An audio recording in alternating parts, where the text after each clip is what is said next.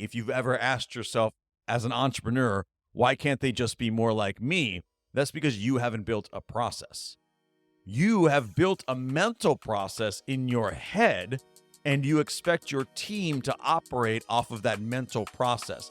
That's why processes are so important, because people aren't you. Welcome to Leading with Force, the podcast where we help you grow your business and lead your people with passion and purpose. I'm Brian Force. I appreciate you joining me for this episode. Let's dive in. Hey everybody, welcome back to the show. I appreciate you joining me for another episode.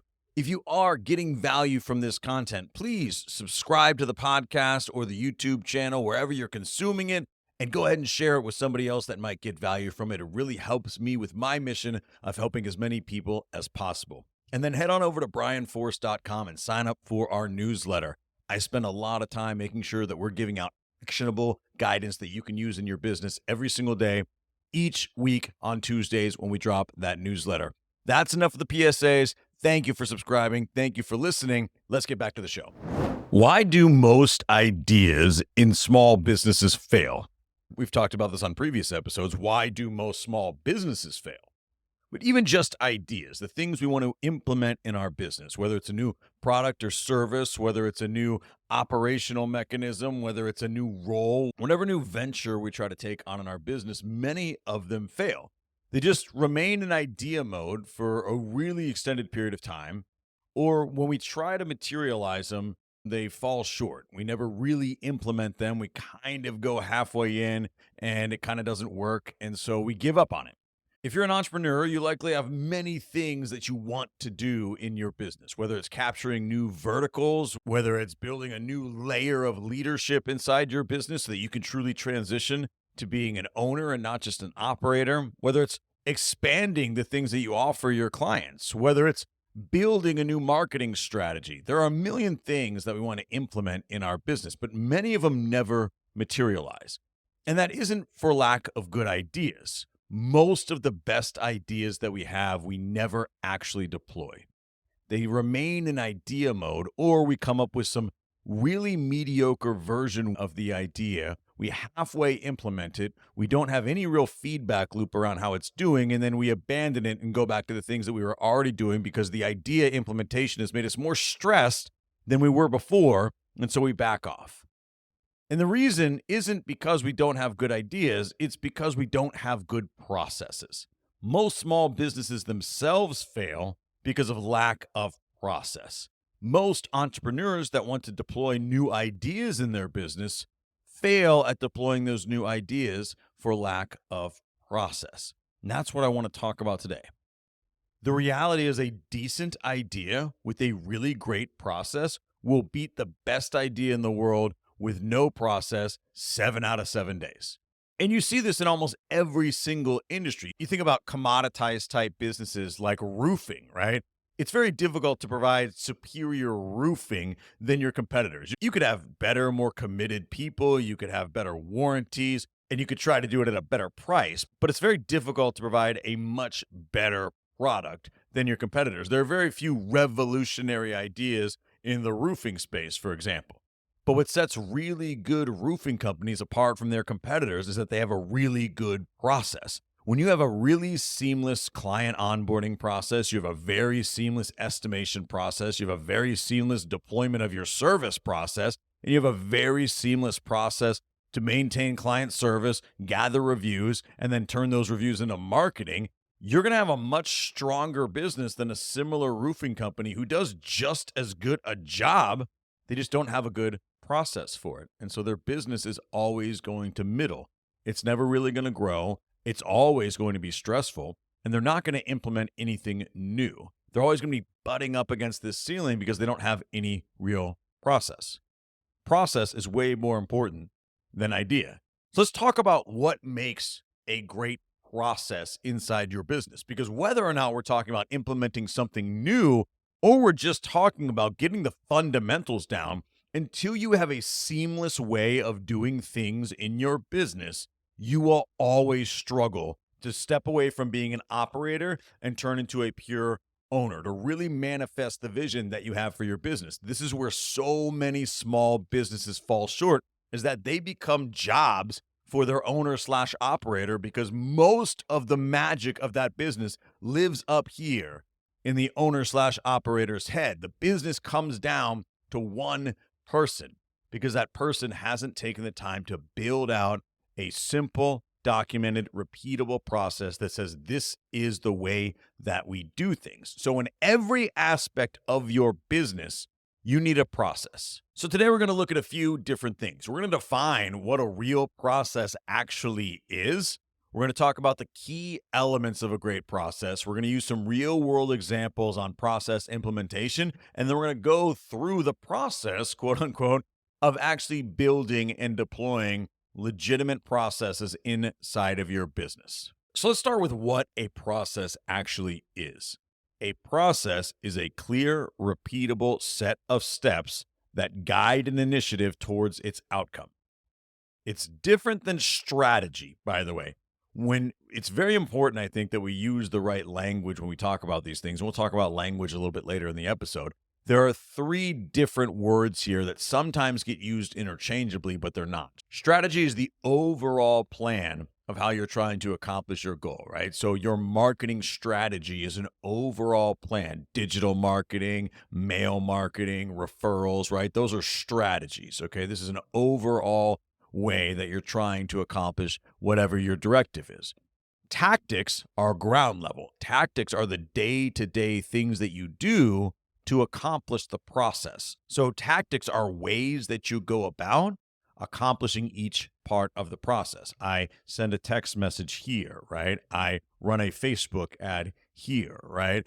I send a client feedback survey here. These are tactics to accomplish these steps inside the process. So you have strategy, which is the overall directive. You have the process, which is a clear, repeatable set of steps to execute on the strategy. And you have tactics, which are the steps themselves and how the tools and actions that you use to accomplish each step in the process. I want to get real clarity on those three words, because sometimes entrepreneurs will use them interchangeably and they're not interchangeable. They mean three distinct different things. So a process is simply a clear, repeatable, documented, by the way, set of steps that guide you towards whatever initiative it is in your business. And so why are processes in your business so important? There are many different reasons. The fact that you as an entrepreneur can only be so many things to your business. So without a process, it's very difficult to train people and hold them accountable to certain outcomes and to certain standards. But three quick things on why processes are so important. One, they reduce the amount of guesswork. When you say, hey, I need you to do X, Y, and Z, you as an owner operator might have a different version of how that task gets accomplished than the person that you just delegated it to. And without a clear, repeatable set of steps to accomplish whatever that outcome is, you're going to have a lot of people either guessing and hoping they do it the way that you would do it, or you're going to have people coming to you all day, every day, lost and asking you questions, and your stress levels are going to continue to multiply. You're going to be one of those entrepreneurs that sits around and goes, why doesn't my team know how to do what they're supposed to do when it makes so much sense to me? Why can't they just be more like me? If you've ever asked yourself as an entrepreneur, why can't they just be more like me? That's because you haven't built a process. You have built a mental process in your head, and you expect your team to operate off of that mental process. That's why processes are so important, because people aren't you. They will guess, they will try to get close, or they will continue to bother you until your stress levels overflow. So, reducing the amount of guesswork is one. Processes also create consistency in outcomes, good or bad, meaning when you build a process, you're going to see things happen the same way over and over and over. And so what that means is if things aren't going well, you can look at the process and say, where are we going wrong? Where are the bottlenecks? Where are we struggling? Where's the process broken? Or where are we not performing up to standard? And that's number three, is when you have a repeatable set of steps, you can hold people accountable to those steps. You can hold people accountable to the performance around that process. When you remove the guesswork and you implement a clear, repeatable set of steps, you can hold your team accountable to clearly repeating that set of steps to a standard over and over and over. And then you can set KPIs around every single process. That's how you build a standard. So, for example, in our property management company, we have a standard that every single application for a home should be processed within 48 hours completely, start to finish. And we have a process built out where there are 3 team members maybe at total involved, but normally only 1 or 2. And every single step in that process is accounted for. And so we measure the percentage of applications that are completed within 48 hours or less. And when they're not, we can go and look at the consistency of negative outcomes. Why didn't this get completed in 48 hours? We were waiting on a tenant for X, Y, and Z. And when we start to see, hey, we're waiting on a lot of tenants to get their renter's history to us, what can we do to go and be proactive? And we can shorten that timeline and we can hit our KPI of 48 hours or less. How do we build a better part of the process to make it easier for tenants to submit their rental history? Right? When you have a repeatable set of steps, you can measure the outcomes, find patterns, and go, okay, here is a gap. Here is something that we need to look at. Here's something that we could just say, hey, we're going to have to take more than 48 hours. Or we could say, hey, this is happening over and over and over again. How do we be proactive and make it easier for these people to help us complete the process? So you can hold team members accountable to the standards that you've set, but only if you have a clear, repeatable set of steps to hold them accountable to. And the flip side is also true. When you don't have consistent processes, you're constantly pivoting. You're constantly trying to figure out what's going wrong. Because, by the way, something will always be going wrong in your business. You're never going to be 100% perfect. Your job, your goal is to minimize and remove as much friction as possible, and you can do that much better with robust processes. Otherwise, you're continuing to pivot. You're continuing to try to hold people accountable to outcomes, but you didn't really set a standard and you didn't give them a process. And so you start to blame them.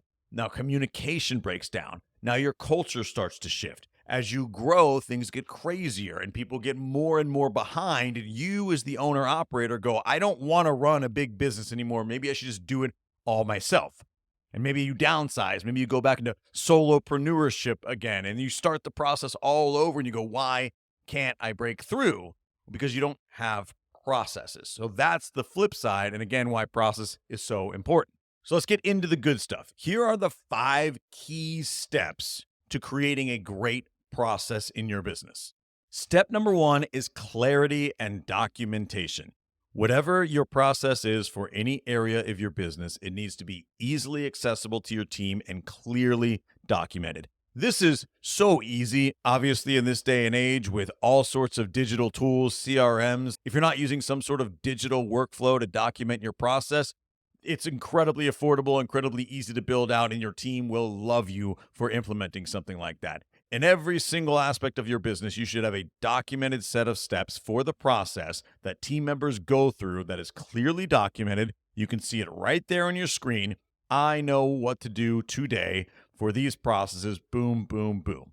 Every single one of our businesses runs a little bit differently, but every single one of them has a CRM with workflows and action plans that get kicked off for every single process. Every time we onboard a new client, a process gets kicked off. The team members are accountable to their action items. The process is displayed right there on the screen. So documenting the entire process in plain English for everyone to see is step number 1. And another aspect of step number 1 is to make sure that you're standardizing the language and terminology that you use around that process. It's incredibly important that when you document your process, you use the same language when you speak about that process and when you speak about that business over and over and over again.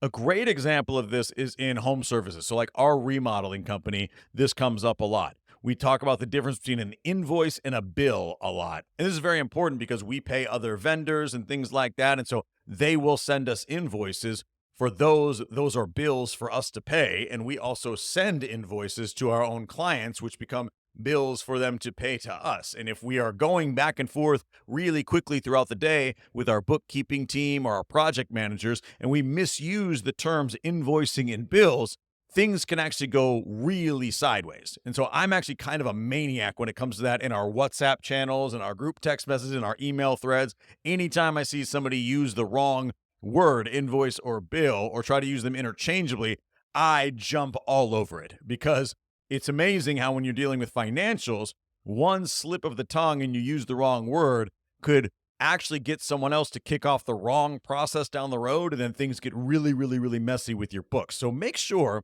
that when you're building your processes, you are standardizing the terminology and language that you're using. That's not nitpicky. That's actually really, really, really important. So clear documentation, standardized language. That is step number one. Step number two is to assign roles for each step in the process. There are going to be some processes that only have one role assigned to the entire thing. There are going to be several processes in your business that have multiple roles assigned. And so you can't just clearly document everything and not say what role inside your business is accountable to which part of the process. So once you have clear, repeatable steps and you're using a universal language, you need to assign roles to every single part of the process.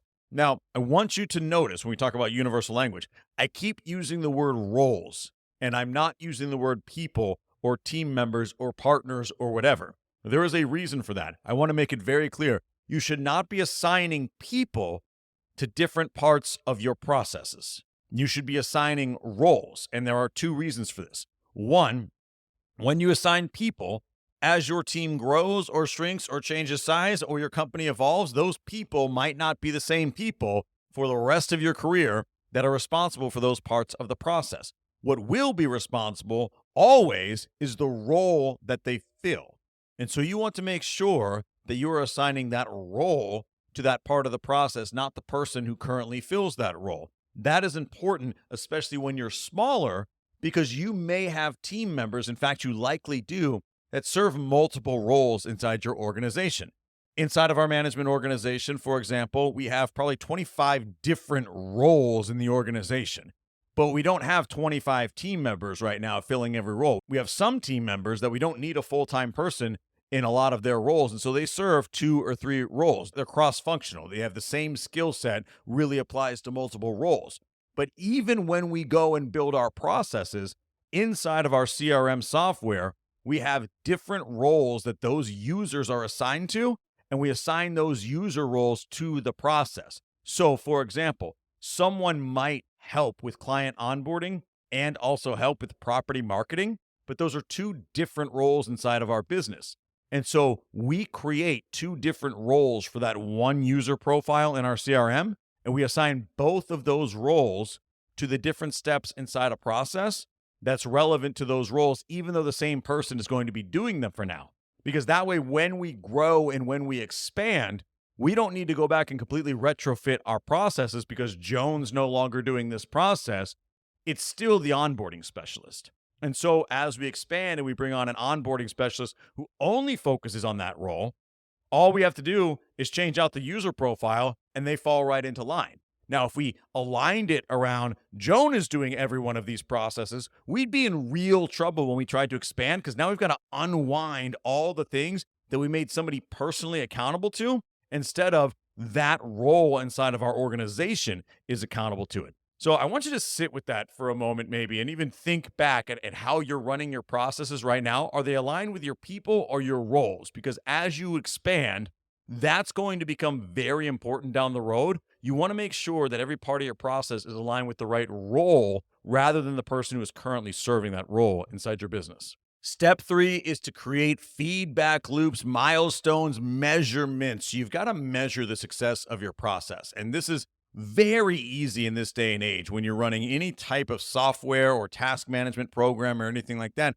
You just need to look at how the processes are going on a regular basis, whether that's weekly, quarterly, or if you have the right program, it'll tell you in real time. Most of our businesses, we have great dashboards set up that'll show what our process completion rate on time is. So for every single process inside our businesses, I make sure that we align a specific amount of time to that process. And if it's not finished by then the dashboard will show us that. And then we maintain standards and KPIs. Our standard score is 95% in most of our businesses. We want our processes completed on time, 95% of the time. And so we wake up on Monday morning and we're at a 91%. We know that we've got processes off track and we can go investigate that. And we can literally look at the tasks that are outstanding and we can say, hey, why are we behind on this? Let's get caught up here. Now we know what our focus needs to be for the first 2 hours of the day. It's getting caught up on the things that we're behind on and improving our score. So you need to document your processes in a way that you can measure whether or not they're actually getting done, how well they're getting done. And this will show you where the bottlenecks are as well. When we see that our process score is getting lower, we can look at the process and say, here's the step that's really messing us up. This is what's helped us iterate over the years to make our processes better and better and better. Because now, at this stage in a lot of our businesses, our processes have a lot of conditional logic. There's a ton of automation. There are things that if you kick this off, it stops this and vice versa. And you've got to make sure that you've built those things properly. And so if you're not looking at the processes and don't have a way of measuring whether or not they're successful, you're going to miss something like, oh, wow, we didn't realize on our maintenance request process that there is a wrong conditional logic step that is creating a recursive loop and it's not moving it down to the next stage. We are able to pick up on stuff like that no problem now because we look at our processes every day and we go, hey, this particular process is getting way off track every single time right here. Let's go and look at the process. Oh, our conditional logic was wrong. So now we can go fix that. So you've got to create feedback loops. Whether or not that is digitally, where you're actually looking at some sort of screen and measuring your KPIs, or you're regularly sitting and gathering feedback from your team. If you run a small team and they're running repeatable processes, you should be investigating that, right? How efficient are they?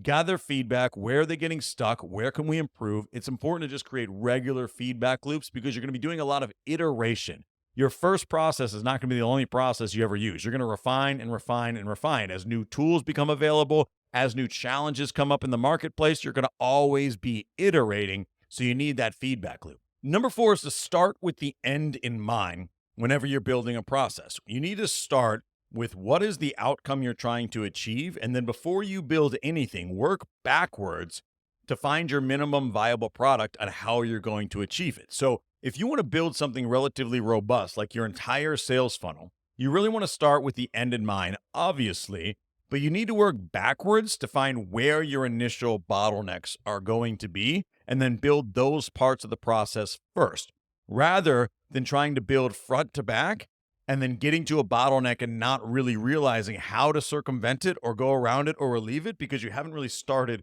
with the end in mind yet, right?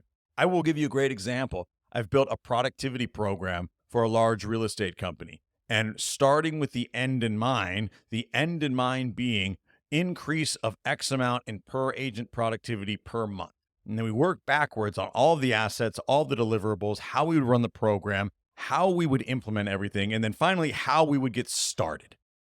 And what I realized through this reverse engineering process is what we needed to do before we did anything else is we had to focus on seamlessly onboarding people into the company as an agent and into the program. Because if we didn't do that well, then they wouldn't know how to use the tools well enough in their sales business to really take advantage of the rest of the coaching platform and everything that we were giving them. And so rather than focus on all of these deliverables, which felt really cool to build and really got me excited and that I'm really, really passionate about deploying, I slowed down and spent a lot of time on kind of the boring task management side of how do we get people more seamlessly onboarded into the company, into the program. What tools do we need? How can we make it super efficient? And it's a less fun process of building something. It really is, because onboarding isn't all that interesting to me, but it's necessary. And what it did is when we relieved that bottleneck up front, we had a much better user experience throughout the entire process. But if I had just started building right away, I really would have just started building with everything that happened after onboarding. I would have started with, okay, here is how you business plan. Here's your first coaching session. Here are all the workshops you're doing, and not realize until we launched that, hey, none of this is working because they're not getting onboarded into the system properly. And so slowing down and working backwards with the end in mind allows us to see where our bottlenecks are going to be and focus on those things first so that when we build the really meaty parts of what we're building, they function a lot more seamlessly. And the last step, number 5, of building great processes is to give yourself the right tools and resources. In this day and age, 2025, we have such an abundance of tools at our disposal to run a really seamless business, to run really great workflows, to help our team really stay in line. If you're not giving your team the right tools, if your processes aren't built with the right resources, you're really going to struggle. And so, whatever this looks like in your business, my general guidance to you will be, if there is a tool out there that can make your process really robust and really effective, don't try to be cheap and skirt around it or build some like half-assed version of it or really try to work around those things to save a buck.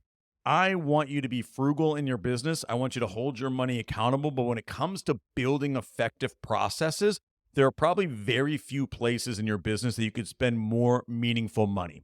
Now, that doesn't mean to go overboard and just start spending crazy money to just get tons of tools with the intention that you'll someday build processes with them.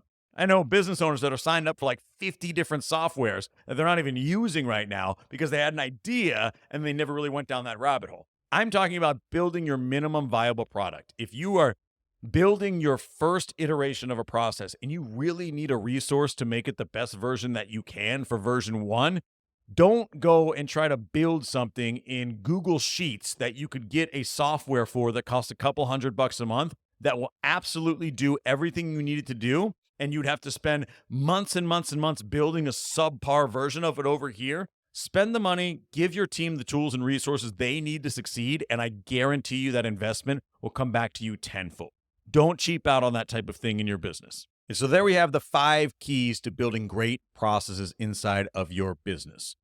Documentation, roles and responsibilities, measuring and KPIs and feedback loops, starting with the end in mind so that you can relieve bottlenecks along the way, and then giving your team the right tools and resources. If you keep these 5 steps in mind when implementing new processes, you're going to be a lot more effective. If you don't have robust processes in your business right now, this is a great place to start. Whatever way you're doing things right now, if you're a solopreneur or if you're an owner-operator that mostly it's all on you and you're frustrated with your team and you're experiencing a ton of burnout and stress or you're hitting that ceiling of your growth and you can't break through, look at your way of doing things every day. Do you have the right documentation around your processes or do they just live in your head? Do you have the right roles assigned to each step in that process and the right training around those roles onto how to execute so that you can hold a standard around how the process is done? Are you creating feedback loops? Are you measuring the effectiveness of your processes so that you can see where they're getting off course? And is the process correct? Did you start with the end in mind? Have you painted yourself into a corner and have too many bottlenecks that you need to focus on, which you should know from step 3? And then do you have the best tools and resources? Do you have the right process, but you don't have the right tools to execute the process? Do you need to look at your tech stack and do you need to build a better mousetrap so that your team can use the right tactics to actually execute the process? Those are really 5 great questions to ask yourself if you're already coming from a place of frustration in your business.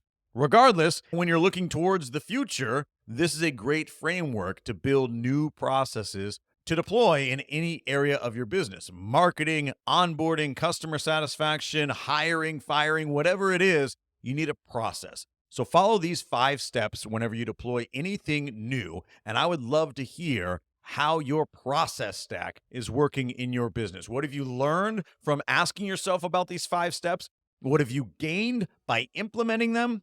And what new levels are you unlocking in your business now that you're following a dedicated set of processes? I would love to hear your feedback on this. Drop a comment, shoot me an email. I appreciate you watching another episode. I'll see you next time. Thanks again for joining me for another episode of Leading with Force. If you found this episode valuable, please consider subscribing to our channel and leaving us a review. And then head on over to brianforce.com and sign up for our newsletter, where we bring you all sorts of guidance on how to build your business, grow and scale, and lead your people with purpose. Thank you again for listening, and we'll see you next time.